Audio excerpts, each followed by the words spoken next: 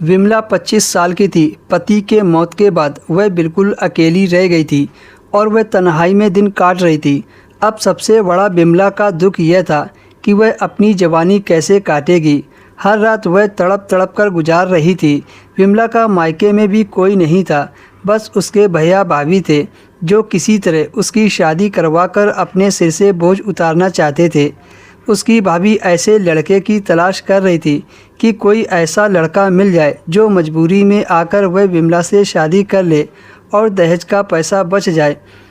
और हुआ भी ऐसा ही। एक आदमी था जो विमला से उम्र में 2 गुना बड़ा था और तलाकशुदा भी था। वो भी शादी के लिए लड़की ढूंढ रहा था। विमला के भैया भाभी ने उसकी शादी उस आदमी से कर दी। विमला ससुराल आई। ससुराल में सास, देवर और देवरानी रहते थे। विमला अपनी किस्मत पर आंसू बहा रही थी। वह देखने में बहुत सुंदर थी। शादी के कुछ दिन तक तो विमला ने अपने पति को हाथ तक नहीं लगाने दिया। जब भी वह उसके पास जाता, विमला कुछ न कुछ बहाना बनाकर उसको पास नहीं आने देती थी। लेकिन एक दिन वो विमला के पास चला गया। आखिरकार मजबूरी में विमला को अपने पति को एक्सेप्ट करना ही पड़ा। शादी के 2 साल तक तो ठीक ठाक चला, पर सरोजनी को बच्चा नहीं हो रहा था।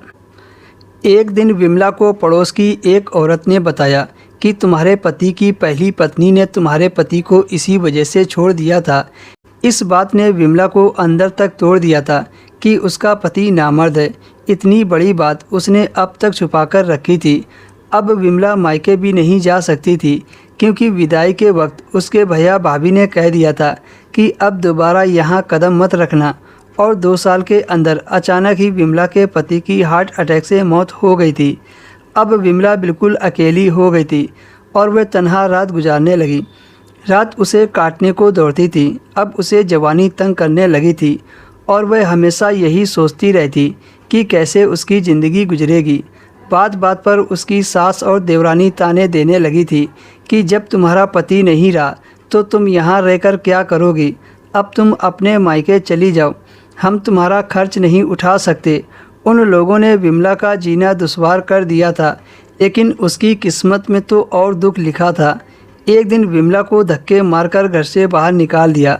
मजबूरी में वह भैया भाभी के पास आ गई, लेकिन भैया भाभी ने साफ कह दिया कि हम तुम्हारी जिम्मेदारी नहीं उठा पाएंगे। भैया ने भी विमला को घर से निकाल दिया।